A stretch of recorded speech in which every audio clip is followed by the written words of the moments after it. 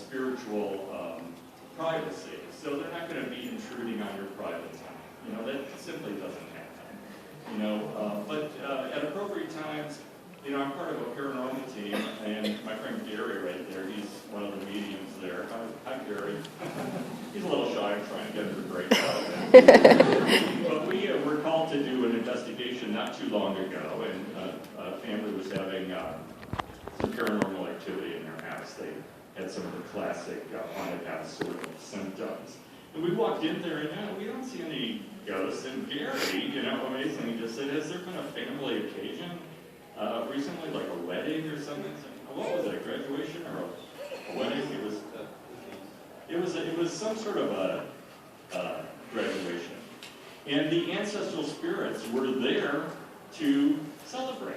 You know, so they'll be here for your special occasions. You know, births, graduations, weddings, babies, all that stuff. So they stay in touch. Now, once in a while, you will run into a dead person who, and this doesn't mean they were bad, but they devoted all of themselves. And I ran into this only once, but it was really kind of cool. Really, really good mom. She devoted herself wholeheartedly to her family, gave them her all. But when she was done, she was done. Like, I'm out of here. I'm not coming back. I'm not going to come back and talk to you. I gave you all I had. I'm resting now. You know, so you'll get that at the other end of the spectrum. So, you know, they know about you, and you can communicate with them. You don't want to abuse those relationships. You know, I had one woman come in for a reading, and she says, "Oh my God, it's like I pray to my grandmother all the time, and you know, would you tune into her for me?" And I tuned into this grandmother, and yeah, she was there, but she looked like really exhausted, like she was carrying the weight of the world on her shoulders. I said, "Well, what are you praying to her for?"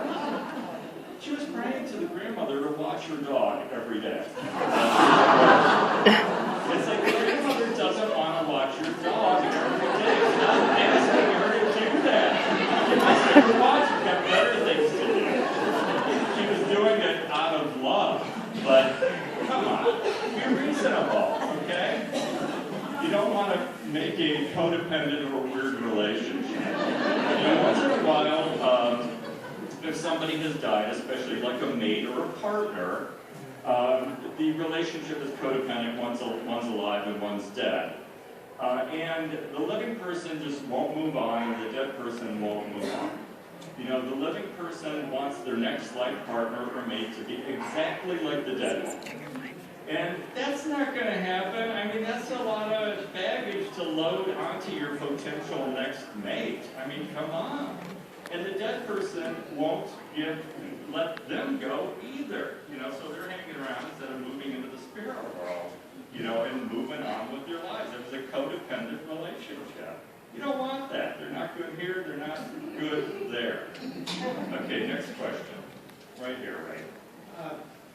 My maternal grandfather passed when I was 6 years old. I had an enormous meeting on him. I'm just wondering if he's still around.